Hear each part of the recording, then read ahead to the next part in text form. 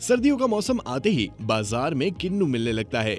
यह संतरी रंग का फल देखने और स्वाद में बिल्कुल संतरे की तरह होता है।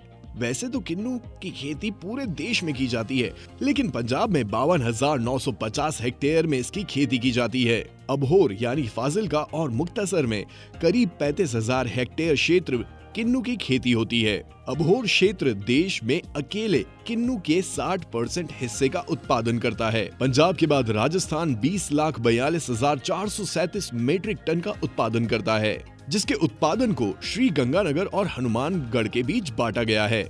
किसान भाई 30 जनवरी तक किन्नू के फलों की तुड़ाई कर लेते हैं।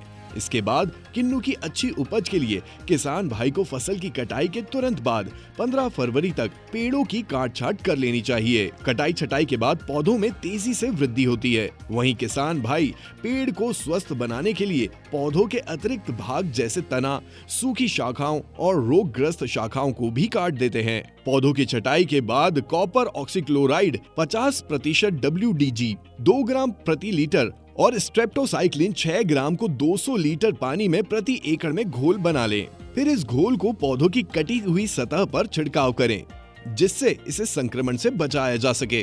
पेड़ की छटाई में सूखी और संक्रमित शाखाओं को काट देना चाहिए, ताकि पौधे की वृद्धि तेजी से हो सके और निचले हिस्से को ठीक से रोशनी और हवा मिल सके। मुख्य शाखा को उसके आधार से ही काट देना चाहिए।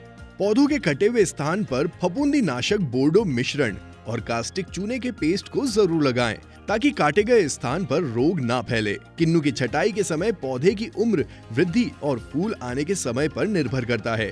15 फरवरी से 10 मार्च के बीच किन्नू के पौधे पर फूल आने लगते हैं, जिसकी वजह से किसान भाइयों को कटाई एवं खाद डालने का काम इससे पहले कर लेना चाहिए। पौधे को विशेष आकार देने के लिए छटाई ठीक से करें, जिससे शाखाएं सही जगह से निकले और फूल अधिक लगे। यदि 2 शाखाएं एक दूसरे के समांतर बढ़ रही हों, तो उनमें से कमजोर शाखा को काट देना चाहिए। पर इतनी काट छाट के बाद भी फंगस और कीट किन्नू की फसल को नुकसान पहुंचाते हैं। ग्यूमोसिस फंगस से होने वाली बीमारी से किन्नू की फसल काफी हद तक प्रभावित होती है।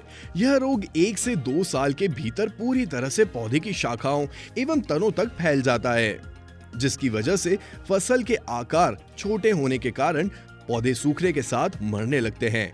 वहीं प्रभावित छाल की सतह पर गोंद जैसा पदार्थ आने लगता है, वह भूरे धब्बे दिखाई देने लगते हैं। कवक से पौधे की पत्तियों पर झुलसा रोग उत्पन्न होने के लक्षण भी दिखाई देने लगते हैं। लेकिन किसान भाई इस बीमारी से अपने किन्नू के पेड़ को बचा सकते हैं। किन्नू के पेड़ पर भूमि के आधार से 15 से 20 सेंटीमीटर ऊंचाई तक बोर्डो मिश्रण और उबले अलसी के तेल का मिश्रण बनाकर चारों ओर लेप कर दें। इस लेप से पौधे की वृद्धि में तेजी आती है और इससे पेड़ों में फैलने वाले फफूंद जनित रोगों को भी रोक सकते हैं। गुमोसिस को कंट्रोल करने के लिए पेड़ों से गोदीय पदार्थ को अच्छी तरह से खुरच कर उतार लेना चाहिए और बोर्डो मिश्रण का लेप करना चाहिए। या मेटालिक्सिल 8% और मेकाजेब 64%, WVP 50 ग्राम 20 लीटर पानी में मिलाकर पौधों पर इस्तेमाल करने से अच्छा नियंत्रण मिलता है। इसके अलावा किसान भाई फाइटोप्थोरा व डाईबैक जैसे रोगों के रोकथाम के लिए फासेटाइल 80%, WUP 1.5 ग्राम प्रति लीटर पानी की दर से घोल बनाकर पौधों पर अच्छी तरह छिड़काव करें। किन्नू की अच्छी फसल के लिए किसान भाइयों को जल निकासी की सुविधा में सुधार करना चाहिए। इसके अलावा कार्बेंडाजाइम 12% और मैनकोजैब 63% 2 ग्राम प्रति लीटर पानी में मिलाकर उस घोल को स्प्रे का पर्णीय छिड़काव 15 दिनों के अंतराल पर 2 बार लगातार करें। इसके साथ कॉपर सल्फेट और जिंक सल्फेट के मिश्रण को भी पर्णीय छिड़काव कर सकते हैं। इसके बाद किसान भाई फसल की तुड़ाई और टहनियों की कटाई छटाई के बाद जनवरी के आखिरी समय तक पौधों में निराई गुड़ाई का काम शुरू कर दें। इस दौरान खरपतवारों को हटाने के बाद भूमि में वायु संचार होने से पौधों की जड़ों को पोषक तत्व आसानी से मिल जाते हैं। पौधों की निराई गुड़ाई के दौरान किसान भाई खाद का भी प्रयोग करें। इस फसल में फलों की तुड़ाई के बाद फूल आने पर प्रति पौधा 15 से 20 किलोग्राम सड़े गोबर की खाद, ट्राइकोडर्मा विरिडे 25 से 30 ग्राम एवं स्यूडोमोनास फ्लोरोसेंस 25 से 30 ग्राम प्रति पौधे की दर से मिलाकर खड्डों और मिट्टी में मिला देना चाहिए। ये खाद फंगस फुजेरियम, रिजोक्टिनिया, सिक्लोरोटीना और पाइथियम और फाइटोप्थोरा सहित मृदा जनित कवक रोग जनों को रोक सकता है। किन्नू की फसल में माइक्रोराइजा जैव उर्वरक से 50 ग्राम प्रति पौधा का काफी महत्वपूर्ण लाभ होता है।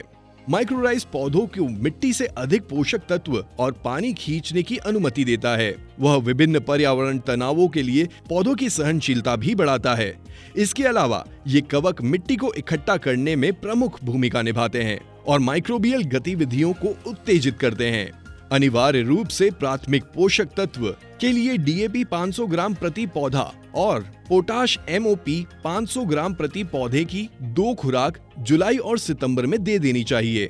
द्वितीयक पोषक तत्व कैल्शियम, मैग्नीशियम, सल्फर और सूक्ष्म पोषक तत्व 150 ग्राम पर पौधा खेत में जड़ों के पास मिट्टी में मिलाना चाहिए। ऐसे में अगर किसान भाई अपने किन्नू को एकीकृत कीट प्रबंधन करना चाहते हैं तो किन्नू में नई फुटान से पहले लीफ माइनर के अटैक को रोकने के लिए प्रति एकड़ 5 फेरोमोन ट्रैप लगाएं। उसके बाद FED और साइट्रस साइला के प्रकोप को रोकने के लिए प्रति एकड़ 10 से 15 पीले चिपचिपे ट्रैप, येलो स्टिकी ट्रैप का प्रयोग करें। वो अन्य कीटों के अंडों को नियंत्रण के लिए ट्राइचुर गामा कार्ड का भी प्रयोग करें। किन्नू तुड़ाई, कटाई, छटाई और उर्वरक प्रबंधन की ये जानकारी कैसी लगी हमें कमेंट सेक्शन में जरूर बताएं। अच्छी लगी तो साथी किसानों के साथ साझा करें और हमारे YouTube चैनल को सब्सक्राइब करें। रिंग बेल को दबाएं ताकि ऐसी जानकारी आपको मिलती रहे।